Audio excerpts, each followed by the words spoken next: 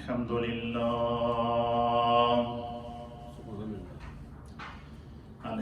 لله نحمده ونستعينه ونستغفره ونؤمن به ونتوكل عليه ونعوذ بالله من شرور أنفسنا ومن سيئات أعمالنا من يهده الله فلا مضل له ومن يضلله فلا هادي له ونشهد أن لا إله إلا الله ونشهد أن سيدنا وسندنا ونبينا ومولانا محمدا عبده ورسوله أما بعد فأعوذ بالله من الشيطان الرجيم بسم الله الرحمن الرحيم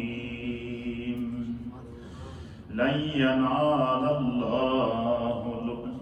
ينال الله لحومها ولا دماؤها ولكن يناله التقوى منكم آمنت بالله وصدق الله مولانا العظيم وصدق رسوله النبي الأمين الكريم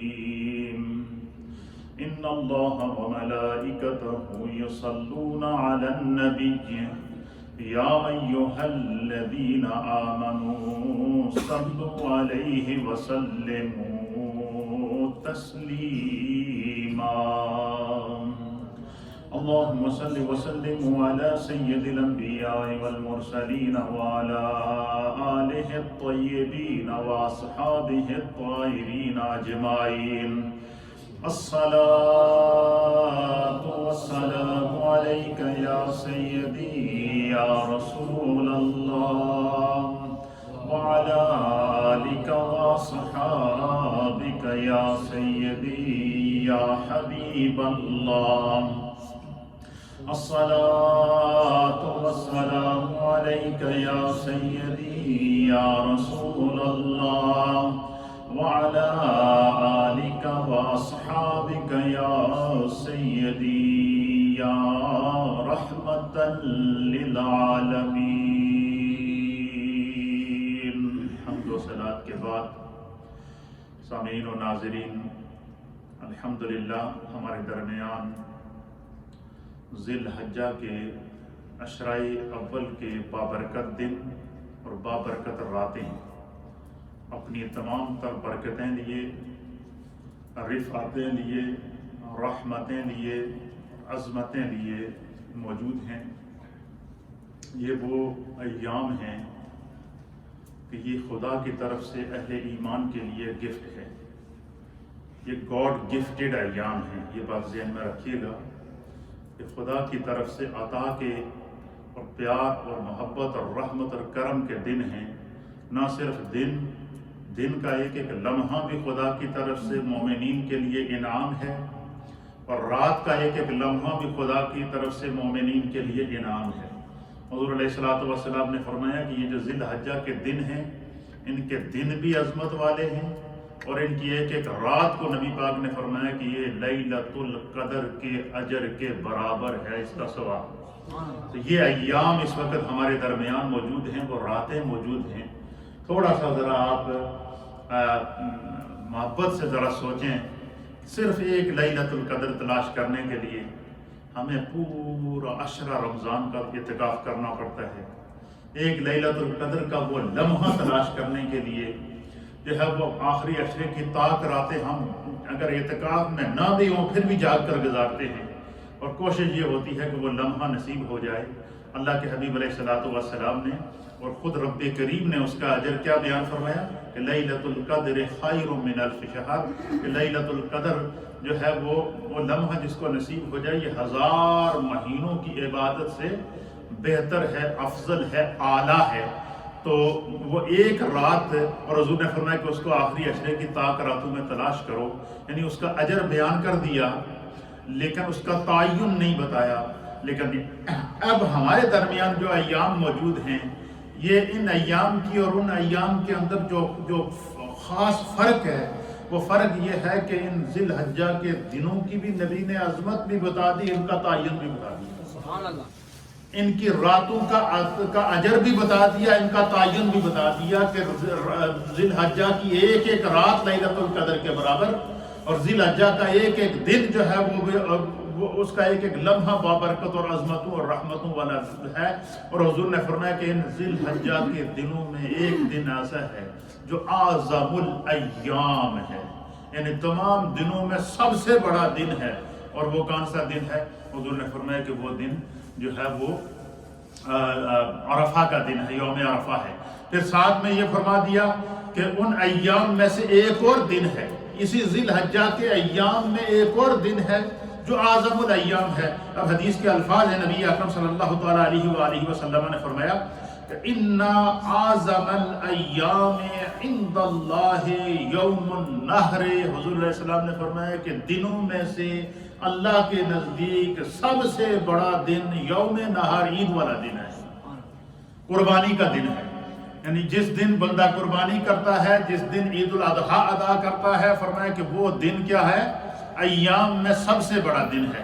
تو اسی ذی الحجہ کی جہاں اللہ تعالیٰ نے قرآن حکیم فرقان مجید کے اندر اہتمام کے ساتھ بیان فرمایا کہ والفجر ولیال عشر والشفع والوتر، فرمایا کہ فجر کی قسم، یہی وہ ایام ہیں کہ جن کی فجر کی بھی رب قسم کھاتا ہے، یہی وہ ایام ہیں کہ جن کے دنوں کو بھی اللہ کے حبیب نے اعظم الایام قرار دیا ہے، یہی وہ راتیں ہیں کہ جن کی راتوں کو میرے مصطفیٰ نے لیلۃ القدر کے برابر قرار دیا، اور کوئی ایک رات نہیں، کوئی ایک لمحہ نہیں، 10 راتیں ہیں، سورج کے غروب ہونے سے لے کر سورج کے طلوع ہونے تک ہر رات کا تعین بھی کر دیا، اجر بھی بیان کر دیا۔ یہ وہ کرم کے دن ہیں، یہ فضل کے دن ہیں، یہ رحمت کے دن ہیں، یہ کرم کے دن ہیں۔ میرے دوستو، میرے بزرگوں، میری مائیں بہنیں، اور سوشل میڈیا کے ذریعے اس وقت روئے زمین پر میرا یہ اس وقت مجھے آپ دیکھ رہے ہیں، آپ مجھے بتائیں اس سے بڑا کرم کوئی ہوگا کہ دیکھیں ان ذی الحجہ کی راتوں کی فضیلت بھی بیان کر دی، اور یہ وہ راتیں ہیں کہ جن کی لیال عشر، اللہ کے حبیب علیہ السلام نے 10 راتوں کو مینشن کیا، ان کا فگر مینشن کیا ہے کہ 10 راتوں کو پہلی 10 راتیں جو ان کی اللہ نے قسم کھائی۔ پھر یعنی جب سے یہ عشرۂ ذی الحجہ شروع ہوتا ہے، جس دن سے، اس دن کی فجر کی بھی اللہ کہتا ہے والفجر، اس دن کی فجر کی بھی قسم، کیونکہ دن کا آغاز فجر سے ہوتا ہے اور رات کا آغاز سورج کے غروب ہونے سے ہوتا ہے، اور اسی ایک صورت کے اندر اللہ تعالیٰ نے اس عشرۂ ذی الحجہ کے دن کی بھی قسم کھائی ہے، عشرۂ ذی الحجہ کی رات کی بھی قسم کھائی ہے۔ اور دن کی قسم کیسے کھائی ہے؟ والفجر کہہ کر، کہ فجر کی قسم، اور فجر سے دن سٹارٹ ہوتا ہے، فجر سے کیا ہوتا ہے؟ دن سٹارٹ ہوتا ہے۔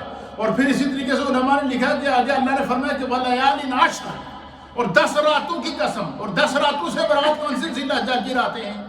اور پھر آگے فرمایا والشفع والوتر، جفت اور طاق کی قسم، جفت اور طاق کی مراد یہ ہے کہ جو 10 راتیں ہیں یہ جفت کے اعتبار سے 5 ہو گئے، 5 جوڑے ہو گئے، 5 جوڑے سے مراد کیا ہے کہ دن اور رات ایک، اور اسی طریقے سے دوسرا دن اور رات 2، تو اسی طریقے سے یہ جفت کی بھی قسم کھائی، یعنی ہر دن کی اللہ قسم کھا رہا ہے۔ اور پھر والوتر، وتر سے مراد علماء نے لکھا ہے کہ اس سے مراد ہے، یہ ہے امام فخر الدین رازی کہتے ہیں کہ اس آیت میں سورہ فجر کی اس آیت کے اندر والوتر جو اللہ تعالیٰ نے فرمایا، اس سے مراد 9 ذی الحجہ یعنی یوم عرفہ کی بھی قسم اللہ تعالیٰ ہے۔ یعنی اس ایک صورت کے اندر عشرۂ ذی الحج کے شروع کی قسم، عشرۂ ذی الحج کی فجر کی قسم، اسی ایک صورت کے اندر عشرۂ ذی الحج کی 10 راتوں کی قسم اللہ فرما رہا ہے، اسی ایک ذی الحج کے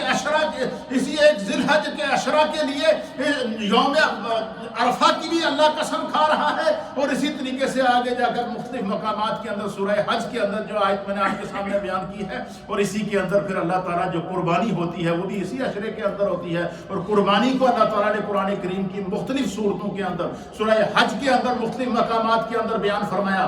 سورہ حج میں 2-3 مقامات ایسے ہیں کہ جہاں پر قربانی کا خصوصیت کے ساتھ ذکر کیا، اسی طریقے سے سورہ کوثر کے اندر اللہ تعالیٰ نے قربانی کرنے کا حکم ارشاد فرمایا. اسی طریقے سے اللہ رب العالمین نے فرمایا کہ اے محبوب قل، آپ فرما دیے ان صلاتی، میری نمازیں ہیں، ونسکی، اور میری قربانی، ان صلاتی ونسکی ومحیایا ومماتی للہ رب العالمین، میری نمازیں ہیں، میری قربانیاں، میری زندگی اور میری موت، جو کچھ بھی ہے یہ خدا کی امانت ہے، خدا کے لیے ہے.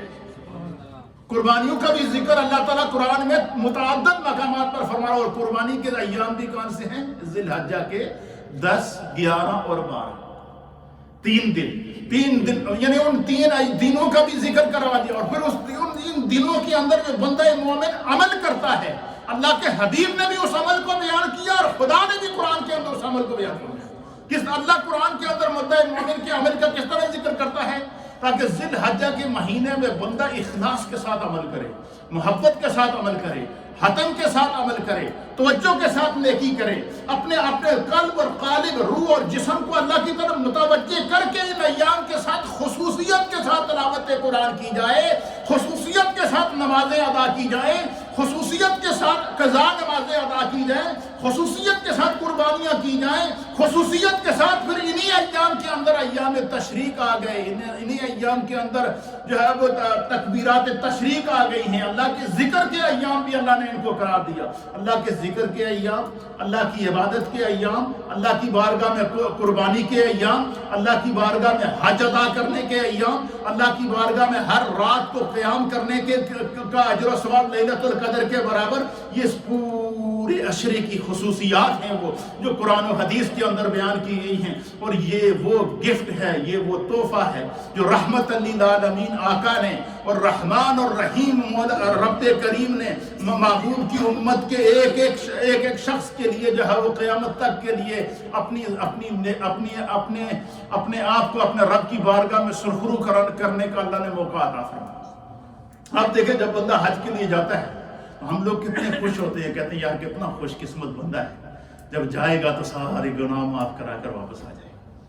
یہ کہتے ہیں ہم اس کو مبارک دیتے ہیں. ساتھ میں یہ بھی کہتے ہیں کہ حضور نے فرمایا کہ جو حج کے لیے جا رہا ہو اور جو نہیں جا رہا ہو تو وہ جانے والے کو کہہ دے کہ میرے لیے وہاں دعا بھی کرنا اور نبی علیہ الصلوۃ والسلام کی بارگاہ میں میرا سلام بھی عرض کرنا.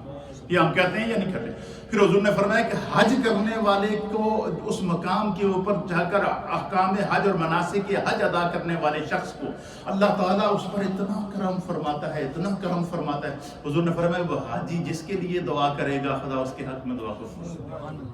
حاجی جس کے لیے، اس لیے حضور نے فرمایا کہ جو بندہ حج کر کے آئے یا عمرہ کر کے آئے، وہ جیسے ہی آپ سے ملے تو آپ اسے کہیں کہ پہلے ہمارے لیے دعا کرو، کیونکہ تو اس مقام سے آ رہا ہے کہ خدا نے تیرے گناہ بھی معاف کر دیا، اللہ نے تیری بات سنی ہے. تو خدا کے سامنے نبی پاک کو گواہ بنا کے اللہ کے حبیب کے روزے پہ جا کے جو ہے وہ نبی کی ذات کو گواہ بنا کر تو اپنے گناہوں کی معافی کرا کے آیا، لہذا ہمارے لیے دعا کر. فرمایا حج پر جانے والا، عمرے پر جانے والا جب آپ کو ملے تو اسے دعا کی درخواست کرو، اور جب واپس آئے تو اسے کہو کہ ہمارے لیے دعا، ہاتھ اٹھا کر دعا کرو. کیوں؟ فرمایا وہ دعا قبول ہوتی ہے. لیکن یہ تو ان کے لیے ہے جو وہاں گئے ہیں، جو وہاں نہیں جا سکے وہ اس اجر کو کیسے پائیں گے؟ تو یہ اجر میرا رب فرما رہا ہے کیا؟ والفجر ولیال عشر والشفع والوتر واللیل اذا یسر. فرمایا کہ جو ہے وہ فجر کی قسم، عشرہ ذی الحجہ کے پورے عشرے کی قسم، اس کے دنوں کی اللہ قسم کھا رہا ہے، اس کی راتوں کی قسم کھا رہا ہے. اب یہ تحفہ امت کے غریب کے لیے بھی ہے، امت کے امیر کے لیے بھی ہے، امت کے بادشاہ کے لیے بھی ہے، امت کے امام کے لیے بھی ہے، امت کے مقتدی کے لیے بھی ہے. اس اجر میں سب برابر ہو گئے. فرمایا یہ عشرہ پورے 10 دن اور 10 راتیں بندہ مومن کے لیے، نبی پاک کے امتی کے لیے خدا کی طرف سے وہ تحفہ ہے کہ وہ حرم میں جا سکے یا نہ جا سکے، قربانی کر سکے یا نہ کر سکے. قربانی کے لیے بھی استطاعت کی ضرورت ہے، حج کے لیے بھی استطاعت کی ضرورت ہے، زکوٰۃ کے لیے بھی استطاعت کی ضرورت ہے. یہ اجر تو وہ پا سکتے ہیں جو ہے وہ جن کے پاس یہ توفیق ہوگی، اور جن کے پاس توفیق نہیں ہے تو وہ اجر کیسے پائیں؟ فرمایا یہ 10 دن اور 10 راتیں خدا کی طرف سے میرے مصطفیٰ کی امت کے لیے تحفہ ہے. گھر بیٹھے حج کا ثواب، گھر بیٹھے مغفرت، حضور نے فرمایا کہ ان ایام کے اندر خدا کا ذکر کثرت سے کرو. ان ایام کے اندر جب تم خدا کا ذکر کرو گے، یہ اللہ کے ذکر کے ایام ہیں. فرمایا بندہ اپنی زبان سے سبحان اللہ و بحمدہ سبحان اللہ العظیم کے الفاظ نکالتا ہے، جیسے ہی اس کی زبان سے وہ الفاظ نکلتے ہیں تو فرمایا کہ اللہ رب العالمین کی بارگاہ سے جو ہے وہ اللہ کی رحمت اس کی طرف متوجہ ہو جاتی ہے. پھر فرمایا کہ جو بندہ قربانی کرتا ہے، فرمایا کہ جو وہاں جا سکے یا نہ جا سکے، اس نے جہاں بھی قربانی کی ہے، فرمایا کہ قربانی کے جانور کا اور قربانی کرنے والے کا عمل اللہ کو کتنا محبوب ہے. اب سنیے میرے مصطفیٰ کی زبانی، مصطفیٰ بیان کرتے کیا فرماتے. میرے سامنے حدیث ہے اور اس حدیث کی راویہ ہے سیدہ طیبہ طاہرہ ام المؤمنین عائشہ صدیقہ بنت صدیق اکبر زوج رسول کریم صلی اللہ تعالیٰ علیہ وآلہ وسلم. کتنی نسبتیں ہیں. وہ عائشہ صدیقہ، اللہ تعالیٰ ان کی تربت انور پر کروڑوں رحمتیں نازل فرمائے اور ان کے ذکر کی برکت سے خدا ہم سب کی بخشش اور مغفرت فرمائے. وہ عائشہ صدیقہ جب منافقین نے ان پر تہمت لگائی، اللہ تعالیٰ نے سورہ نور کی 11 سے زائد آیات نازل کر کے پاک دامنی سیدہ عائشہ صدیقہ بیان فرمائی ہے. اس حدیث کی راویہ کون ہے؟ سیدہ عائشہ صدیقہ. سنیے حدیث سنیے. اور اس حدیث کو سنن ترمذی کے اندر امام ترمذی نے قربانی کے باب کے اندر نقل فرمایا ہے اور یہ حدیث نمبر ہے 1493 اور یہ 1493 نمبر حدیث 1493 نمبر حدیث ہے ترمذی شریف کی. اور ام المؤمنین سیدہ عائشہ صدیقہ اس کی راویہ ہے. آپ کیا بیان کرتی ہیں کہ قال رسول اللہ صلی اللہ تعالیٰ علیہ وآلہ وسلم کہ اللہ کے پیارے حبیب لبیب نبی رحمت جناب سید العالمین محمد رسول اللہ صلی اللہ تعالیٰ علیہ وآلہ وسلم نے فرمایا ما عمل آدمی من عمل یوم النحر احب الی اللہ من احراق الدم. بہت پیاری حدیث ہے. اس کا ترجمہ سنیں پھر اس کے مطابق جو اس کی تشریحات میں آپ کی خدمت میں پیش کروں گا کہ یہ جو علم ہوتا ہے نا، یہ جب یہ صرف راستہ دکھاتا ہے. جب اس راستے پر بندہ چل جاتا ہے نا تو پھر یہ راہیں کھولتا ہے. یہ سمندر کی طرح ہے کہ سمندر میں جتنا گہرائی میں غوطہ لگاؤ گے، جو بندہ سمندر کی تہہ سے سیپی اٹھا کے لے آیا اس کو موتی مل جاتی ہے. جتنی گہرائی میں جاؤ گے اتنا فائدہ. یہ علم کی راہیں ہیں. نبی پاک صلی اللہ تعالیٰ علیہ وآلہ وسلم نے فرمایا کہ مسلمان کا کوئی بھی عمل ما عمل آدمی کا، مومن کا، بندہ مومن کا کوئی بھی عمل اللہ تعالیٰ کے نزدیک عید والے دن یوم النحر، عید والے دن احب الی اللہ، اللہ کے نزدیک جو عید والے دن سب سے زیادہ بندہ مومن کا عمل جو خدا کو محبوب ہے. کیا ہے؟ خدا کو محبوب ہے. بہت سارے کلمات ایسے جیسے حدیث پاک کے اندر آتا ہے، حضور اللہ نبی علیہ الصلوۃ والسلام نے فرمایا کہ کلمتان خفیفتان علی اللسان وثقیلتان فی المیزان وحبیبتان الی الرحمن. حضور نے فرمایا دو کلمے ایسے ہیں زبان سے بڑی آسانی سے ادا ہو جاتے ہیں. وثقیلتان فی المیزان، اور قیامت کے دن بخاری شریف کی آخری حدیث ہے. فرمایا کہ قیامت کے دن جب بندے کے نامہ اعمال کا حساب کیا جائے گا، ایک طرف اس کی نیکیاں رکھی جائیں گی اور دوسری طرف اس کے گناہ رکھے جائیں گے. وَثَقِيلَتَانِ فِي الْمِيزَانِ، اگر بندے نے اپنی زندگی میں ان کلمات کو اپنی زبان سے ادا کیا ہوگا اور میں اس کی نیکیوں کے پلڑے کو وہ بھاری کر دیں گے، اس کی بخشش کا ذریعہ بن جائیں گے. اور فرمایا وہ کلمے کیسے ہیں؟ حضور نے فرمایا وَحَبِيبَتَانِ إِلَى الرَّحْمَانِ، وہ کلمے اللہ نو بڑے پیارے، خدا کو بڑے محبوب ہیں. اور پھر ان کلمات کو بتایا کہ وہ کلمے کون سے ہیں. فرمایا سبحان اللہ و بحمدہ سبحان اللہ العظیم. پڑھیں بسم اللہ الرحمن الرحیم. سبحان اللہ و بحمدہ سبحان اللہ العظیم. سبحان اللہ و بحمدہ سبحان اللہ العظیم. ان کلمات کو حضور نے کیا فرمایا؟ حبیبتان الی الرحمن.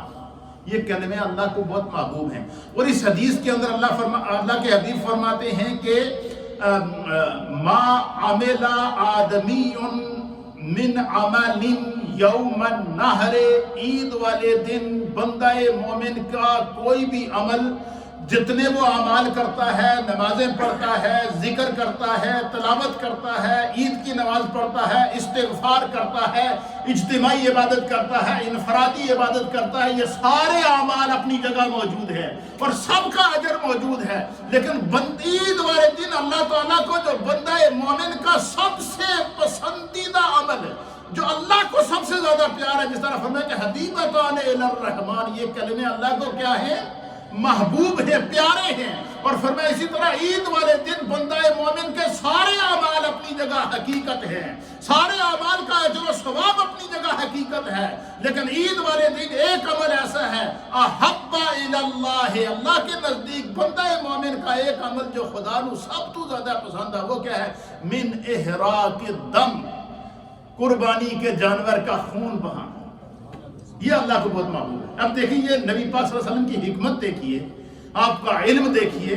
میرے مصطفیٰ قیامت تک آنے والی اپنی امت کو اپنی نگاہوں کے سامنے دیکھ رہے تھے کہ میری امت میں کچھ ایسے فلسفی پیدا ہوں گے، کچھ ایسے منطقی پیدا ہوں گے، کچھ ایسے علم پر ناز کرنے والے پیدا ہوں گے جن کو اپنے علم پر بڑا ذوق ہوگا اور وہ لوگوں کو درس دیں گے. جی فلسطین میں ظلم ہو رہا ہے، کشمیر میں ظلم ہو رہا ہے، دنیا میں غربت پھیل رہی ہے، کرونا وائرس کی وجہ سے جو ہے وہ دنیا کے اندر لوگ، بہت سارے ممالک غربت کی لکیر کے نیچے آ گئے ہیں. لہٰذا اس سال قربانی کرنے کے بجائے غریبوں میں پیسے تقسیم کرو، تمہاری قربانی ہو جائے گی. یہ فلسفہ قرآن کے بھی خلاف ہے، حدیث کے بھی خلاف ہے، اسلام کے بھی خلاف ہے اور شریعت کے بھی خلاف ہے. کیونکہ ہم متبع ہیں، ہم نبی علیہ السلام کے اور اللہ تعالیٰ کی اطاعت کرنے والے ہیں. ہمیں اطاعت کا حکم دیا گیا ہے، ہمیں شریعت کو تبدیل کرنے کا حکم نہیں دیا گیا.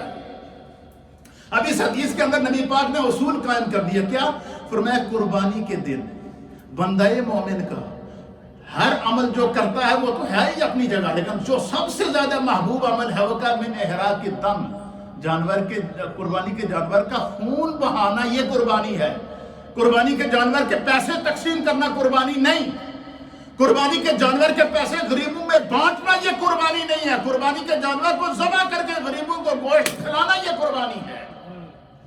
غربا کے گھروں تک گوشت پہنچانا یہ قربانی ہے. کیونکہ ہم جو ہے وہ شریعت کے پابند ہیں، اصول کے پابند ہیں. اس لیے اس قسم کے جو فلسفے دیے جاتے ہیں، اس طرح جو نوجوانوں کا اور نوجوان نسل کا اور آج کل روشن خیال جن لوگوں کو کہتے ہیں، ایسی روشن خیالی پہ تف ہو جو نبی کے دین کو تبدیل کرنے کے لیے جو لوگوں کے ذہن خراب کرے اور باقاعدہ کمپین چلائی جا رہی ہے کہ غریبوں کی مدد کر دو. قربانی کے جانوروں کا ضیاع ہوتا ہے. قربانی کے جانوروں کا ضیاع نہیں ہوتا ہے. یہ قربانی کو وہ جانور ہے جو بندہ دنیا میں عمل کرتا ہے، اپنی سواری آگے بیچتا ہے. تو اس حدیث میں حضور علیہ السلام نے جو خاص بات تھی وہ کیا؟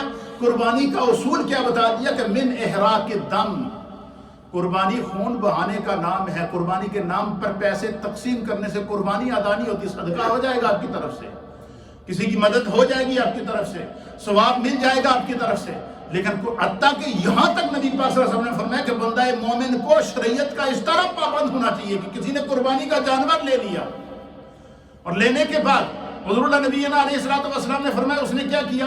حضور نے فرمایا کہ اس نے جو ہے وہ قربانی کا جانور جو ہے وہ عید پڑھنے سے پہلے جناب قربان کر دیا جی کہ میں جلدی جلدی فارغ ہو جاؤں. سرکار نے فرمایا کہ وہ گوشت تو ہے، قربانی نہیں. اس نے اپنے بچوں کے لیے گوشت تیار کر لیا. اس کو جلدی تھی کہ عید والے دن پکانا ہے تو وہ عید والے دن اس نے گوشت پکا لیا. قربانی کا وہ گوشت نہیں ہے، کیونکہ اس نے شریعت کے اصول سے انحراف کیا ہے. اس نے جو نبی پاک صلی اللہ علیہ وسلم نے قربانی کا کرائیٹیریا مقرر کیا ہے، جو قربانی کے لیے ایک لائن اور دائرہ مقرر کیا ہے، اس نے ان حدود کو پار کیا ہے، اس لیے اس کی قربانی نہیں ہے. میں پہلے کر دی فرمایا جو قربانی وقت سے پہلے کر دے گا اس کی قربانی نہیں. اسی طریقے سے فرمایا 5 وقت کی نماز ہم پر فرض ہے.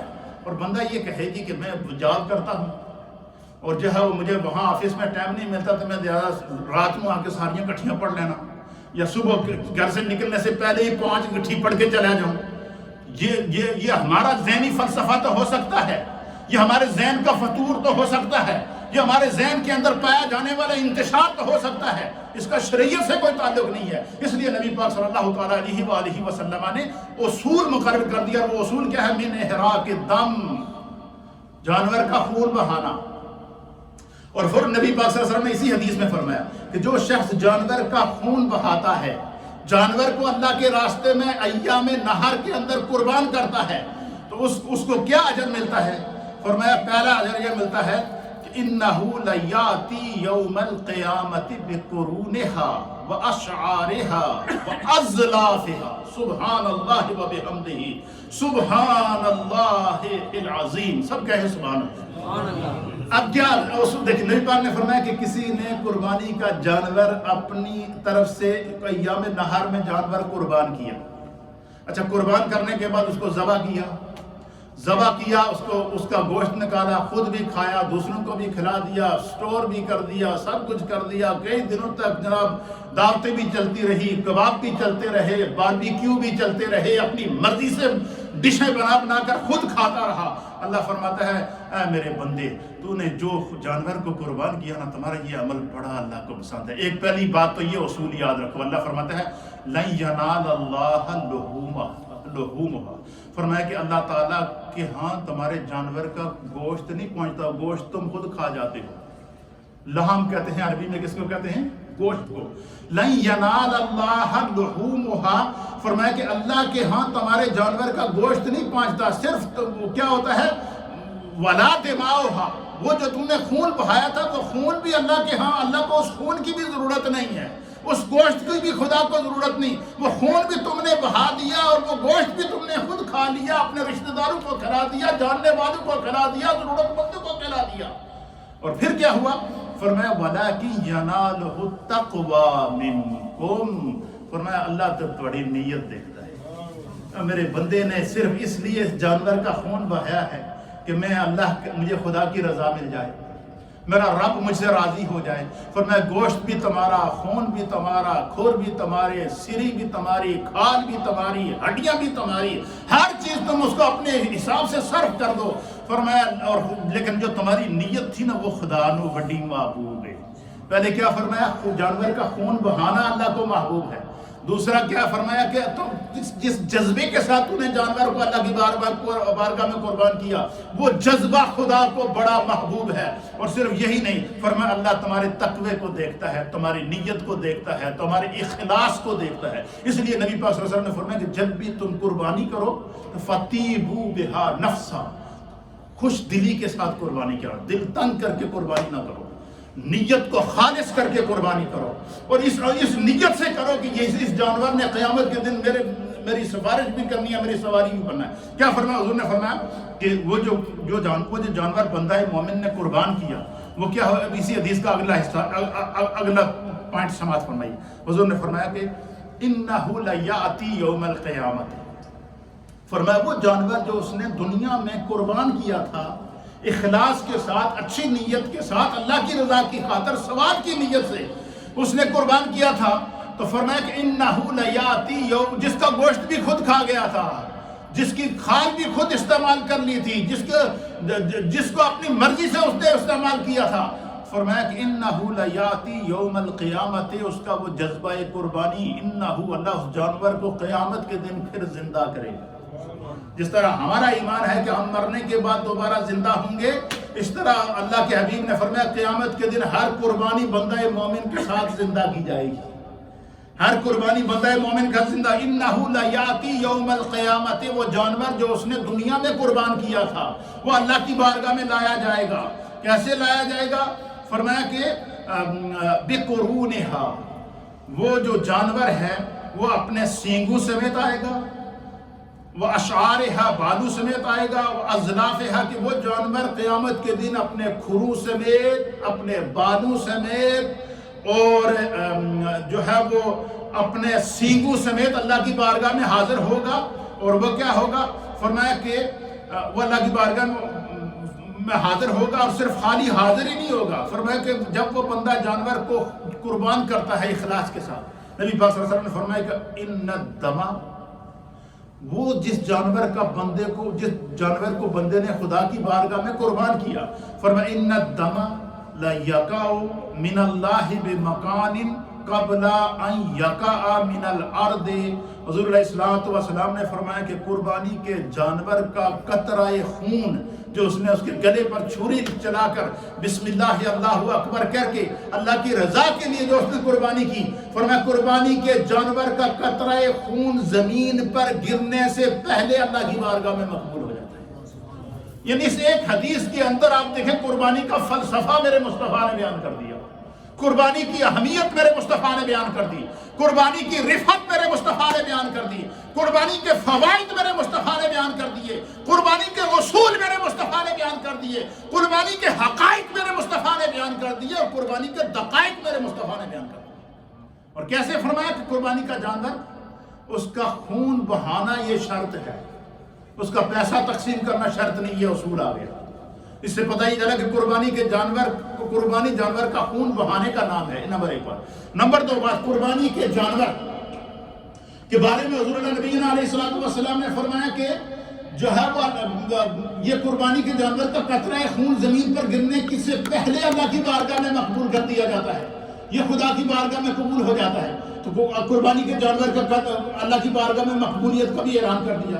اور پھر نبی علیہ الصلوۃ والسلام نے فرمایا کہ جب اتنی قربانی کی فضیلت ہے کہ عید والے دن قربانی کا عمل اللہ کو سب سے زیادہ محبوب، اسی حدیث کے اندر پہلا مفہوم کہ قربانی کے دن اللہ تعالیٰ جتنا بندہ اعمال کرے گا، عید بھی پڑھے گا، نمازیں بھی پڑھے گا، جمعے بھی پڑھے گا، تسبیحات بھی پڑھے گا، وہ سارے عمل اپنی جگہ، لیکن عید والے دن کیا ہے؟